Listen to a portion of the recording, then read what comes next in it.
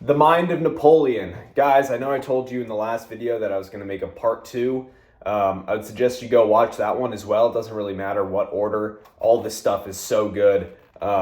This knowledge that you're going to gain from these videos is unbelievable. I have some really good notes here from the book. We ended off with Napoleon's views on church, school, and press. Now we're going to get into chapter 8, where Napoleon discusses his views on science and the arts. So first, here Napoleon says, without talent, without knowledge, there is no equality, but the equality of misery and servitude. So good, so good. Next, he says, you must tranquilize the mind. This is the best way to cure the body. You see, guys, I really agree with what he says here, and I think it's so true that most diseases of the body are actually diseases of the mind, right? When we are in turmoil mentally, it usually manifests itself physically as well. Our body and mind are connected in a lot of ways, and I've made a video about that in the past. So that's super important. I think that's a great line. Next, Napoleon says, I'm sensitive only to the forcefulness of thought. Nothing is beautiful unless it is large. There is little merit in copying or imitating. Guys, I love this line because so many people look up to, great people who've done amazing things like myself. I look up to the people who have really changed the world in many ways. Clearly, the people I'm studying have all done that. But it's not that we should be copying or imitating them, right? We should take these lessons from all the people we learn, but we shouldn't try and replicate their life, right? Because a copycat is always worse than the original, always. So I love that line from Napoleon. Next, repeated impressions are the only ones that can get a hold on us. It is politics which leads to catastrophe without there being any real crime. Oh, that's so good. Politics is such a dirty game, man. Next, tragedy warms the soul, elevates the heart, can and must create heroes. I love that. I love that. I know that to be true, man. Tragedy really changed my life for the better. It made me a better man. And I think it turned me into someone that I'm actually proud of. So it says can and must create heroes. I'm becoming my own hero, right? Next, civilization does everything for the soul and favors it at the expense of the body. So good. All right, guys, next, chapter 9, the art of ruling. This is a really good one. First, my policies are frank and open because they are the results of long meditations and of strengths. Right, guys? When we make decisions, we need to meditate on them for a while, especially if they're big decisions. So, long meditations and of strength. Great men are never cruel without necessity. The strong are good, the weak are wicked. If you do not make yourself feared from the start, you will come to grief.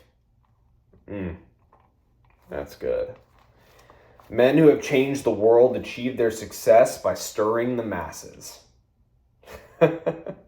Oh, yeah, that's so true. So true.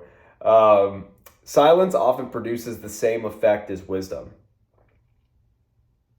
Silence often produces the same effect as wisdom. That means, guys, when we're, talking with people, when we're getting into discussion, staying silent, right, comes across as wisdom because people, first of all, they love to hear themselves talk, but also it shows that, right, you don't need to brag. You can sit there and think about what people are saying. Silence is powerful. Only if you make yourself feared by the rabble can you make yourself loved and esteemed by the whole nation. To negotiate is not to do as one likes. With a mob, everything depends on the first impression made upon it. Only weakness is inhuman. All right, guys. Next, chapter 10, nations and people. The obstacles that made me fail did not come from men. They all came from elements. Oh, no, that was it. The obstacles that made me fail did not come from men. They all came from elements. And that's all I had on chapter 10. Let's do chapter 11. Chapter 11, the art of war. This is the most amount of notes I had on any chapter, guys. We need to really listen to this. And there's a lot of good nuggets here. First, war, an immense art which comprises all others. The corpse of an enemy always smells sweet. Oh man, that's Napoleon's love of battle and fighting. Yeah, that's a classic line. You do not get peace by shouting peace. An acute but short pain is preferable to prolonged suffering. Wow, that's good. If you wage war, do it with energy and severity, right? When Napoleon went in for battle, he went all in. That's what he means here. Go all in. Doesn't matter. Any endeavor in your life, right? Doesn't have to be literal war, but it can be business. It can be in sports, whatever your chosen domain is, right? Go all in. Do it with energy and severity. We are always the dupes of our good faith. The chief virtues of a soldier are constancy and discipline, right? And this doesn't just go for, like I said, war, right? A soldier in war. This is about being a soldier in life, right? Constancy and discipline are virtues which can help us get elevated to the highest point in any area that we choose. So those are super important principles to have in our life, right? To be disciplined. A general principle's talent consists in knowing the mentality of the soldier and in winning his confidence. That's about leadership right there. Next, the side which remains behind its fortified line is always defeated. A march of 3 or 4 days in the wrong direction cannot be corrected by a countermarch. This is to make 2 mistakes instead of 1. And I think what Napoleon means by that line is, right, if we make a mistake, we go in the wrong direction. If we try and pull back and go back the same way that we went, that's even worse. That's 2 mistakes at once, because now we're back where we started, right? But if we go in the wrong direction, we say, okay, now we need to pivot. We need to maneuver. We need to change our approach. Then you can continue moving forward. But don't backpedal. Don't go back to where you were. I really like that line. Retreats are always disastrous. You lose and he does not. In war, men are nothing. One man is everything. I never count positively on victory unless I myself am in demand. In war, moral factors account for 3/4 of the whole. In war, moral factors account for 3/4 of the whole. Relative material strength accounts for only 1/4. And I love that. It means that the moral factors are the most important, right? You can have all the power, all the material strength, but if you don't have those moral factors to keep fighting, right, to stay persistent when things get hard, right, to fight for what you believe in, then you're not going to make it. You're not going to win the war. Intellect and character create great leaders. Death is nothing, but to live defeated and without glory is to die every day. Right? Napoleon wanted to live a glorious life. And he thinks that, if you do not live without glory, if you do not live, a glorious life, then you're just dying slowly every single day. In war, nothing can be gained except by calculation. War consists of nothing but accidents. These are exploited by superior men. Every well-conducted war is methodical warfare. Once I've made up my mind, everything is forgotten except what leads to success. The scheme of a battle is often implicit in the scheme of the campaign. The first rule for choosing a battlefield is to not have any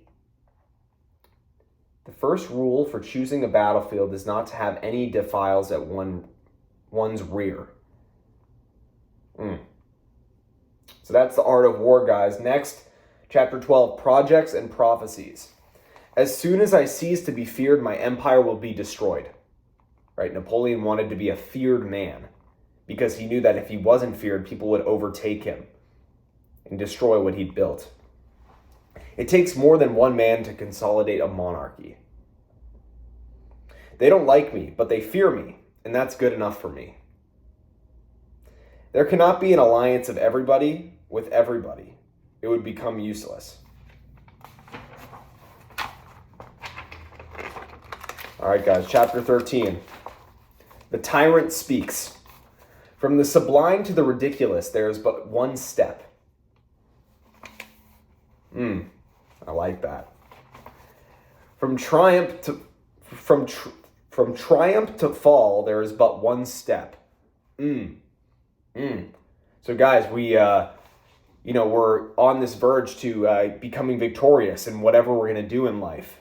And what he's saying here is, from triumph to fall, there's but one step. If we make one critical error, then we have fallen, and we won't be triumphant. We won't win. Power is my mistress. That's a good one. That's classic Napoleon. As soon as he declares himself my enemy, I shall treat him as my enemy. Nothing hinders me. I don't need my family. Jeez. Yeah, Napoleon's intense, man. The first quality a ruler must have is to love power. Generals see only their own mission, their own army. Do not let their requests determine your decisions.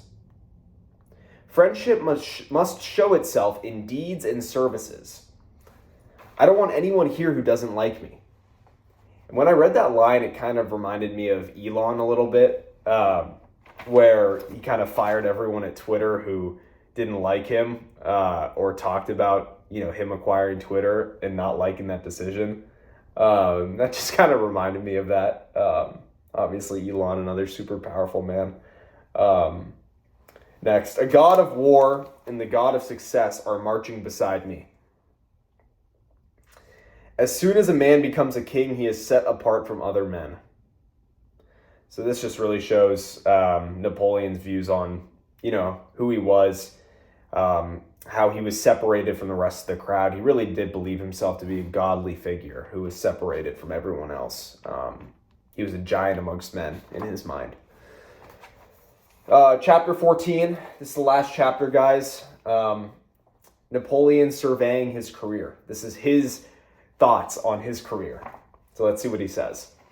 I always live 2 years ahead of the present. My destiny is the inverse of other men's. Right? Normal men have a certain destiny, which is not to achieve much.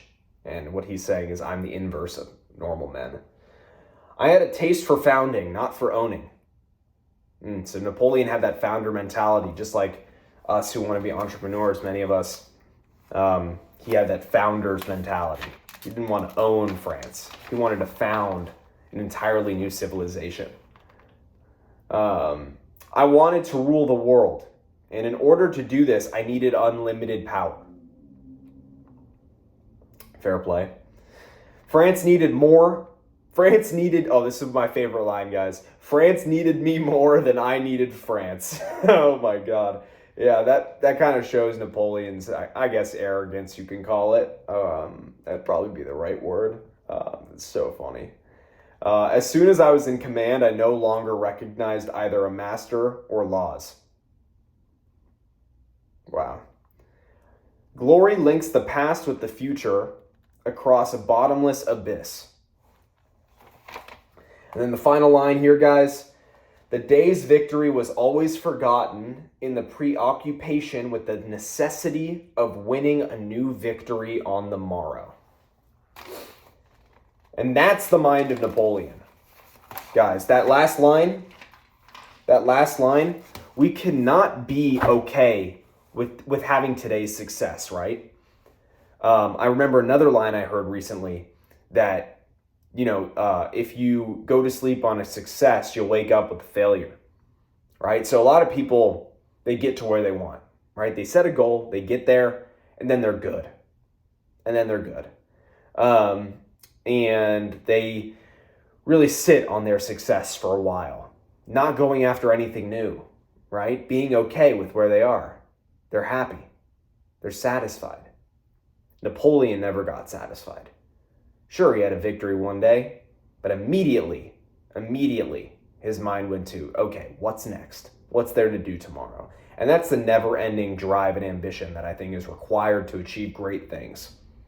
Guys, I just gave you, what I think is the best book I've ever read.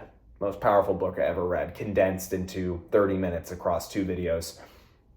Watch these over and over again, these 2 videos I made on the Mind of Napoleon. So powerful, so many lessons to be learned, especially if you want to achieve great things like I do. This is Blaze of Science signing off. I hope you enjoyed today's video, and I will talk to you guys soon. I appreciate all of you, your support. I'll keep putting these out there for you, and we'll go down this journey together. Talk soon. Bye.